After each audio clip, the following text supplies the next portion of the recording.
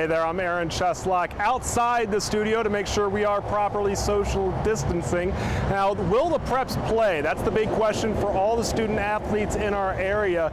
Right now, all the athletes and all the seasons are good to go. Everything's on schedule, but South Carolina High School League Commissioner Jerome Singleton has made it clear everyone needs to be flexible as things could change on a dime. He calls all these start dates very much a moving target. But let's get you up to speed on what the fall sports schedule looks like right now.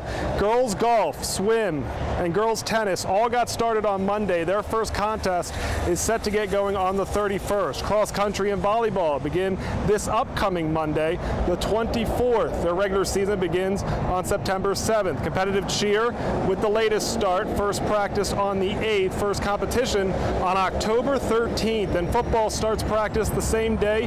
The opening week of the season tentatively set for September 25th. And we will start with football, as it figures to be the toughest to pull off during a pandemic.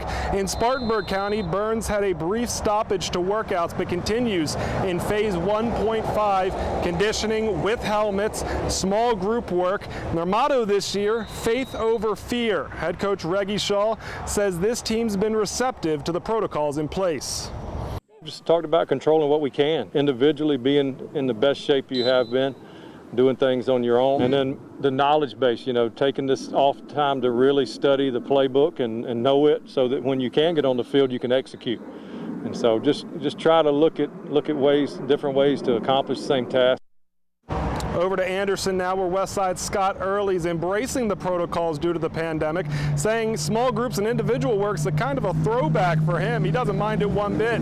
Early notes that they've taken all the safety procedures very seriously, adding not just Westside, but the entire district should get a lot of credit.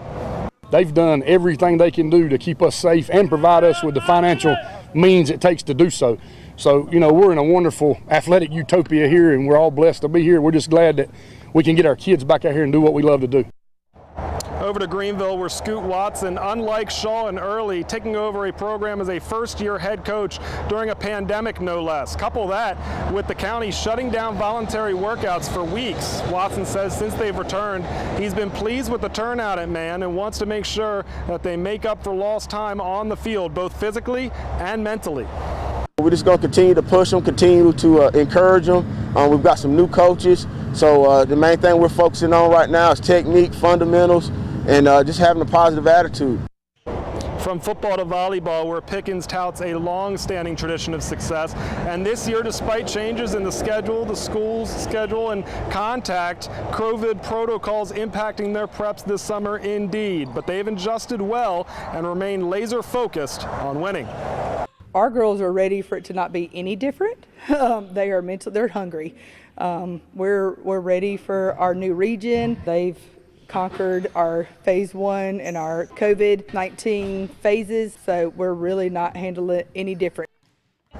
Meanwhile, the reigning state champion BHP cheer team's happy to be back on the mat. Right now, they stay socially distanced on the mat, something they're obviously pretty good at as cheerleaders. No stunts at this point, however, so they can avoid close contact. They don't wear masks while tumbling, but are happy to wear them off the mat if that means they can get back out there cheering again soon. I mean, everybody is pretty good. We haven't really had to correct anybody or anything. Everybody's really good about social distancing and staying on top of that. We just want to do what's best for everybody, and so we can really get back to how it's supposed to be. Like football, because of the close contact, there will be the last to start practice on September 8th. That's a look at sports, but don't go anywhere. When we come back, Tori and Cody are going to tell you about the one thing you might want to have in your home this upcoming school year.